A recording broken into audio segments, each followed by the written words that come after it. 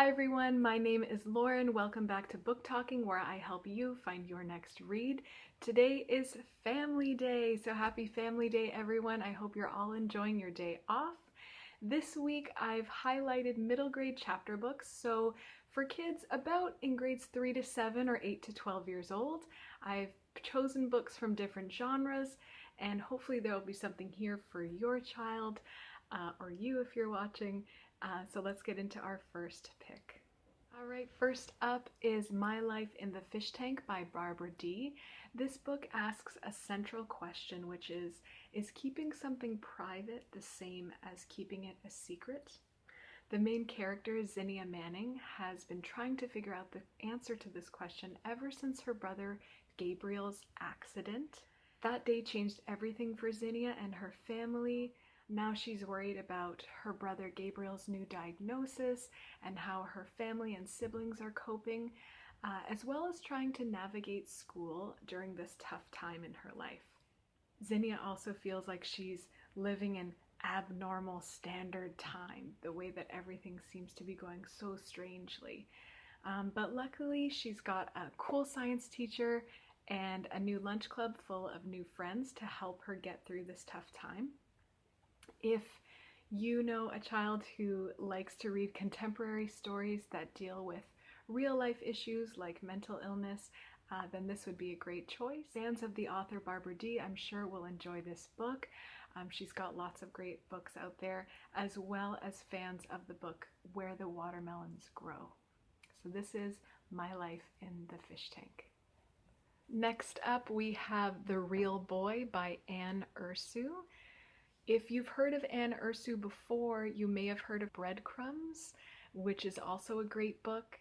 And if you have a reader in your life who's a big fan of fantasy or fairy tale retellings, this is the book for them. This story follows Oscar, who's an 11-year-old boy who works for Master Caleb, who is a powerful magician. He works in Caleb's shop preparing herbs and tinctures to be sold. And the author does a superb job in creating the world in which this story takes place, which is called Aletheia. In Aletheia, there are plague lands, there's a city that's for the wealthy and the elite, and there's also the Barrow Village where Oscar lives. Oscar struggles in social settings. He has a hard time maintaining eye contact with others, and he does suffer from bouts of anxiety.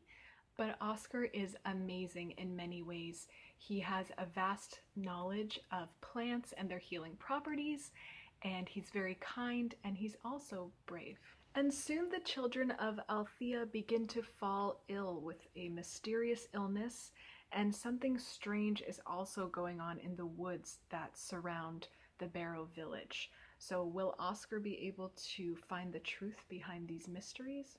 I don't know. You'll have to read it and find out. Some parts of this book do remind me a little bit of Harry Potter. Oscar is an orphan, and he lives in a small cellar in the basement of Caleb's shop. He also doesn't have many friends, and of course there are also magical elements and spells that take place. So it does remind me a bit of Harry Potter, and if you have a Harry Potter fan in your life, they can check this book out. This book is also for fans of the Nevermore series. So if you know a young reader who feels like the odd person out sometimes and doesn't always fit in, then they can check out The Real Boy. Third book this week is The Book Scavenger by Jennifer Chambliss Bertrand. In this first book of the Book Scavenger series, we meet 12-year-old Emily, who has just moved with her family to San Francisco. She is a big fan of Garrison Griswold, who has created the online game, The Book Scavenger. This is a game where books are hidden all around the country, and players solve online puzzles and ciphers so they can get clues to where the books are hidden. Before Garrison can release his newest game, though, he is attacked. So with her new friend James, Emily finds a strange book that may lead to a valuable prize. But other people are also looking for this book, and Emily and James are in a race against time to find the book first before Garrison's attackers find them. This is a really fun story. Right from the beginning, the author details how the Book Scavenger game works, and with Garrison being attacked in the subway, it's this like adventure right from the start, and this is a highly entertaining story. For readers around 11 years old, if you are fans of mysteries, puzzles, books, adventure stories, this is a great choice for you. And as well as fans of Mr. Lemoncello's library, I recommend the Book Scavenger. Our next book this week is The Stars Beneath Our Feet by David Barclay Moore.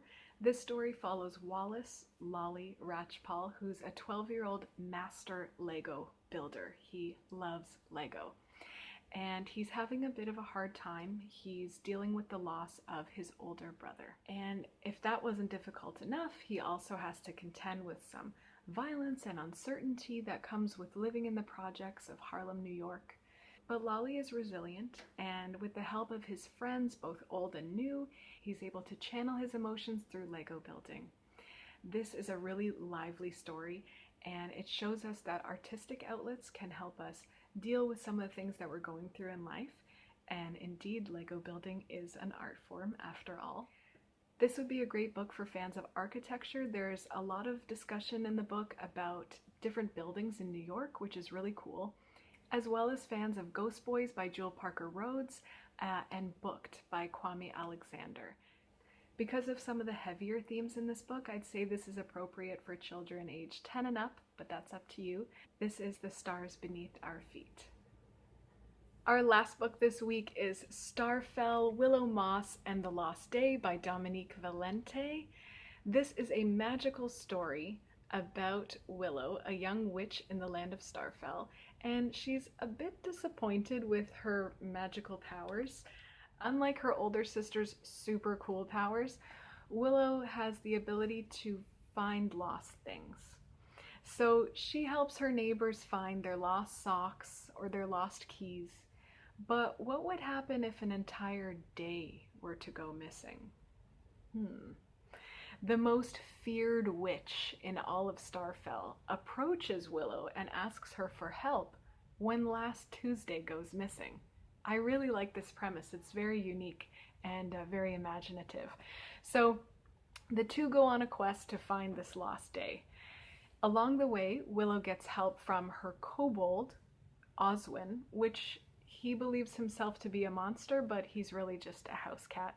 And she also gets a really cool story pass, which is like a compass, but it doesn't point to directions, it points to phrases like, "If I were you, I'd run," and "There be dragons." This book is appropriate for readers age 8 to 12 who like fantasy novels that have magic and witches and spells in them, as well as fans of the Spiderwick Chronicles. You can check this out. And this is also only the first book in the Starfell series, but there are more. So this is Starfell, Willow Moss, and the Lost Day by Dominique Valente. So thanks everyone for joining me this week for Book Talking. You can pick all of these titles up and much more through our pickup window at APL. We look forward to seeing you soon. Happy reading.